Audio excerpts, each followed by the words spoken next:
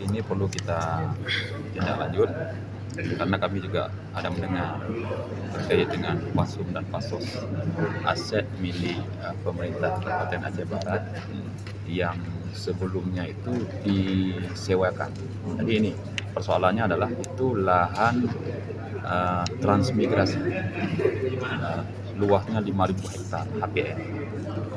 Dalam 5.000 hektar itu Korem Tekumar, Universitas Tekumar, stadion, dan dulu ada sekolah-sekolah yang bersertifikat. 5.000 hektar ini HPL. Jadi dalam aturan itu yang sudah ditempati itu kan sudah dijadikan aset daerah. Punya pemerintah itu ada 75 hektar yang terdapat sertifikat sekolah-sekolah yang dulu masa transmigrasi itu jadi di aset daerah. Dan selama ini pemerintah untuk membantu berjalannya investasi di Aceh Barat disewakan dengan harga yang sangat murah. Sangat murah, 202 juta per tahun.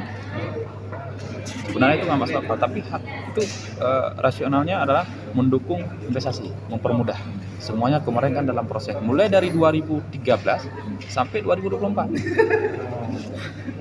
Di tahun 2025 ini, salah satu perusahaan membawa orang transmigrasi, Kementerian Transmigrasi, untuk disusun skenario HPL tadi itu yang punya pemerintah itu kembali menjadi miliknya Kementerian Transmigrasi, sehingga kita hilang aset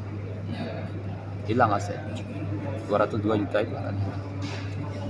Kalau kementerian mengabulkan ini dengan apa yang dilakukan tanpa koordinasi dengan pemerintah Kabupaten Aceh Barat, maka ini namanya perampasan aset yang disampaikan oleh Pak Ahmad Yani. Saya pikir karena ini dalam masa proses kita sedang melakukan menyelidiki, belum kita lapor ke DPR, tapi rupanya DPR sudah buat tahu. Dalam waktu dekat kita akan pasang koplang yang menjadi aset milik pemerintah daerah di semua wilayah tambang. Yang kita harap seperti ini. Sekarang begini, aset-aset pemerintah itu kan sudah berjalan dari 2013 ke 2024. Sudah berjalan, sudah sewa. Kenapa nggak dilanjut lagi?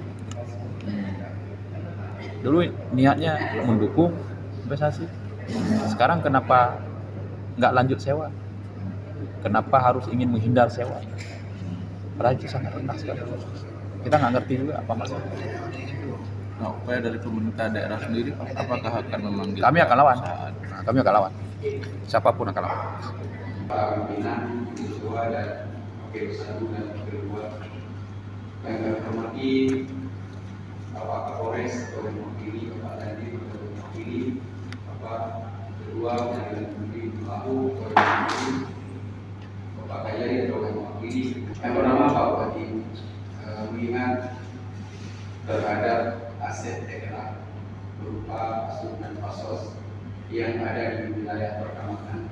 Jadi saya dan teman-teman yang besar segera ada pelapor karena ada indikasi dugaan itu sudah mulai diinterpretasi dan ada upaya dirampas aset itu dugaan sebenarnya. Jadi ini perlu dijaga karena ini merupakan nanti perihal untuk menunjang PAD Aceh Barat ini.